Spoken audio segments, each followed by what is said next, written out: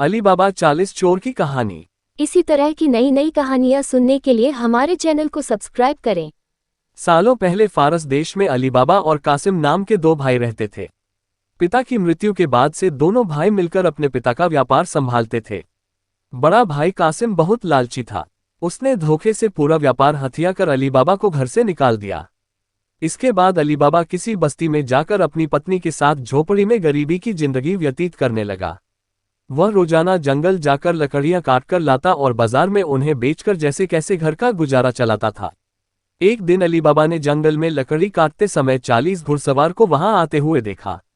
सभी घुड़सवार के पास धन की पोटली और खंजर थे। ये देखकर वह समझ गया था कि ये सभी चोर हैं। अली बाबा एक पेड़ के पीछे छिपकर उन्हें देखने लगा। तभी सभी घुड़सवार एक पहाड़ के पास जाकर खड़े हो गए। तभी चोरों के सरदार ने पहाड़ी के सामने खड़े होकर बोला, खुल जा सिम सिम। इसके बाद पहाड़ में से एक गुफा का दरवाजा खुला। सारे घुड़सवार उस गुफा के अंदर चले गए। अंदर जाकर उन्होंने बोला, बंद हो जा सिम सिम, और गुफा का द्वार बंद हो गया। ये देख अली बाबा दंग रह गया। कुछ देर बाद वो दरवाजा फिर से खुला और उसमें से वो सभी घुड़सवार निकले और वहां से रवाना हो गए।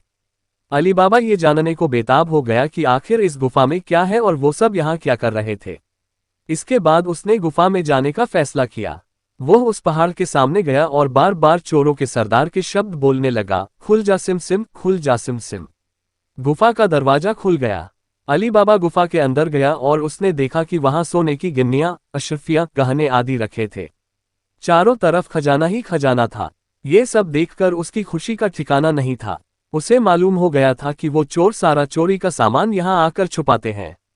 अली बाबा ने वहां से एक पोटली में सोने की अशरफियां भरी और घर चला आया। घर जाकर अली बाबा ने इस पूरे किस्से के बारे में अपनी पत्नी को बताया।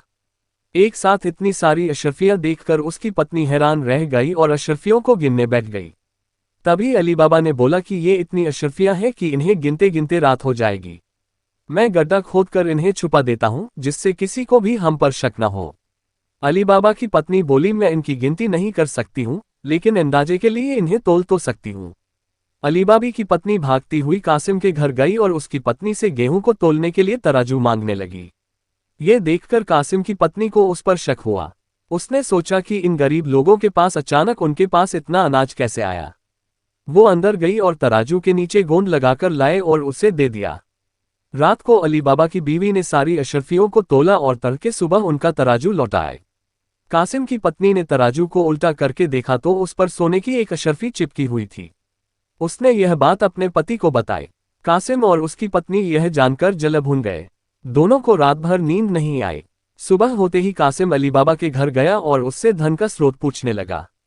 ये सुनकर अली बाबा ने कहा, आपको कोई गलतफहमी हुई है, मैं तो एक मामूली लकड़हारा हूँ।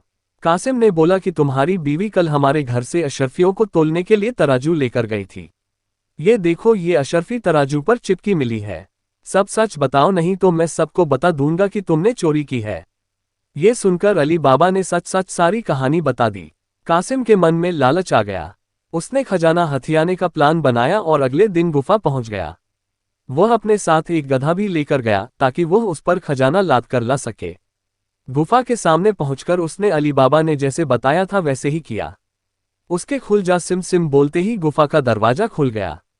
अंदर पहुंचकर चारों तरफ खजाना देखकर वह भौचक्का रह गया।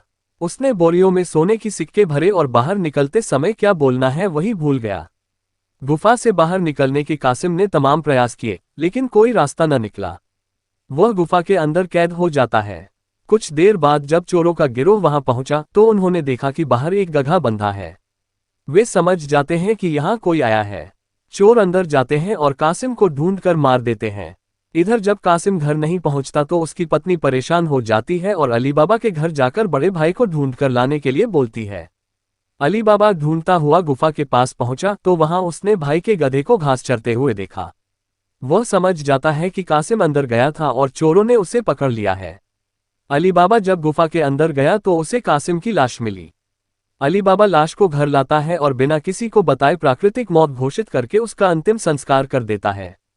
कासिम की पत्नी के कहने पर अली बाबा और उसकी पत्नी कासिम का व्यापार संभालने लगते हैं और उसके साथ रहने लगते हैं। वहीं जब चोर गुफा में आते हैं और कासिम की लाश नहीं देखते तो समझ जाते हैं कि खजाने का राज किसी और को भी पता है। वह गांव में जाकर पता लगाते हैं कि कुछ दिनों में किसके घर में मौत हुई है। चोरों को अलीबाबा का घर मिल जाता है। चोर ने उसके घर के बाहर क्रॉस का निशान लगा दिया, जिससे रात के समय उन्हें उसका घर समझने में आसानी हो। वहीं अलीबाबा ने जब अपने घर के बाहर क्रॉस का निशान देखा तो वह समझ गया कि चोरों ने घर का पता लगा लिया है। उसने वैसा ही निशान सबके घर के बाहर लगा दिया। रात में जब चोर आए तो सबके घर पर वैसा निशान बना देखकर दुविधा में पड़ गए और वापस चले गए। चोरों का सरदार चुप चुप बैठने वालों में से नहीं था। उसने उस मोहल्ले में अपने आदमी को भेजकर यह पता लगवाया कि हाल फिलहाल में कौन शख्स वहां अमीर हुआ है। इससे उसे अलीबाबा के बारे में पता चला। उसने उसका घर अच्छे से पहचाना और रात के समय में तेल व्यापारी बनकर उसके घर पहुंचा। वह अपने साथ तेल के 40 पीपों को लेकर गया, जिसमें 39 में चोर और एक पीपा में तेल था। उसने सोचा कि रात में जब सब सो जाएंगे तो वो सब मिलकर अलीबाबा को मार देंगे। उसने अलीबाबा से दोस्ती की और रात को उसके घर पर ठहरने की इजाजत मांगी। अलीबाबा ने उसको खाना खिलाया और रात को रुकने की इजाजत दे दी। अलीबाबा की पत्नी को तेल के व्यापारी पर शक हुआ। उसने सारे पीपों को खटखटा कर देखा और वह समझ गई कि एक पीपा में तेल है और बाकी में आदमी है। उसने तभी एक तरकीब निकाली। उसने तेल वाले पीपे से तेल निकाला और गर्म कर बाकी पीपों में डाल दिया। सारे चोरों की मौत हो गई। रात में जब सरदार ने चोरों को निकलने का इशारा किया तो एक भी चोर बाहर नहीं निकला।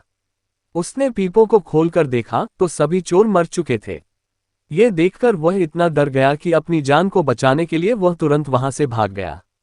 सुबह अलीबाबा की पत्नी ने ये सारी बात अलीबाबा को बताई, जिसे जानकर वह बहुत खुश हुआ। अब उन 40 चोरों के सारे खजाने का अकेला मालिक अलीबाबा था। वह देश का सबसे अमीर शख्स बन गया था और खुशी खुशी अपनी बीवी बच्चों के साथ रहने लगा। कहानी से सीख: लालच मनुष्य का दुश्मन है। लालच करने से सब काम खराब हो जाते हैं।